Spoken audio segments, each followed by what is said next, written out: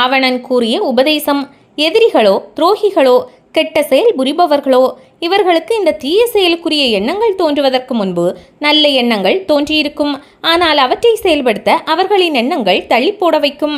எந்த நல்லதையும் தள்ளி போடாமல் நல்லதை நினைத்தவுடன் செயல்படுத்தினாலே பெரும்பாலான தீயவர்கள் உருவாவது தவிர்க்கப்படும். அந்த வகையில் புராண இதிகாசங்களில் வரும் தீய கதாபாத்திரங்கள் நல்லவற்றை பெருமளவில் தவிர்த்து வைராக்கியத்துடன் தீமையை பிடித்துக் கொள்வதால் அவர்கள் வில்லனாகவே கடைசி வரை வாழ வேண்டிய நிலை ஏற்பட்டுவிடும். அந்த வகையில் ராவணனை உதாரணமாக எடுத்துக்கொள்ளலாம். ராமன் செலுத்திய அம்பில் காயப்பட்டு குற்றுயிராய் கிடந்த ராவணனிடம் உயிர் பிரியாமல் இருந்தது. அப்போது ராமர் லக்ஷ்மணனை பார்த்து, லக்ஷ்மணா, ராவணன் அனைத்து கலைகளையும் அறிந்தவன், ராஜதந்திரம் மிக்கவன். நமக்கு அவனுடைய அரசியல் அனுபவம் மிகவும் பயனுள்ளதாயிருக்கும். நீ அவனிடம் போய் நான் கேட்டதாக கூறி அவனுடைய சிறந்த அறிவுரைகளை பெற்றுவா என்று கூறி அனுப்பினார். லக்ஷ்மணன் பவ்யமாக ராவணனின் காலடியில் நின்று, இலங்கேஸ்வரா, உன்னுடைய ஞானம் உன்னோடு அழிந்துவிடக்கூடாது. நீ எனக்கு உபதேசிப்பதன் மூலம் அதை இந்த உலகம் அறிந்து பயன்பெறும். எனவே எனக்கு உபதேசியுங்கள் என்று வேண்டி நின்றான். லக்ஷ்மணனை சிரித்துக்கொண்டே வரவேற்ற ராவணன் ராமர் தன்னிடத்தில் வைத்திருக்கும் மதிப்பு அறிந்து மகிழ்வுடன் தன் அறிவுரைகளை சொன்னான். லக்ஷ்மணா, ஒரு காலத்தில் சர்வ வல்லமை படைத்தவனாக நான் இருந்தேன். நவக்கிரகங்களும் யமனும் இந்திரனும் கூட எனக்கு கீழ்ப்படிந்தனர். அப்போது நான் எண்ணியது என்ன தெரியுமா? நாட்டில் அனைவரும் சொர்க்கம் செல்ல வேண்டும், நரகம் யாருக்கும் இல்லை என உத்தரவு பிறப்பிக்க வேண்டும்.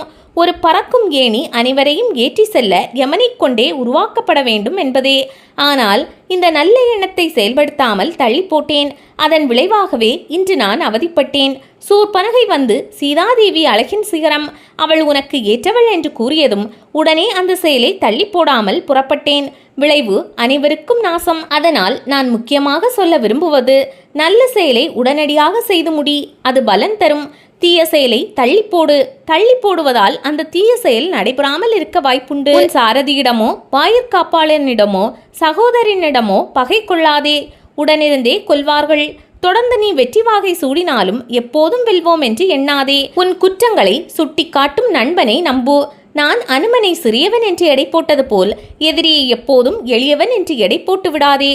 வானின் நட்சத்திரங்களை வளைக்க முடியும் என்று நம்பாதே. அவை நம் வழிகாட்டிகள்.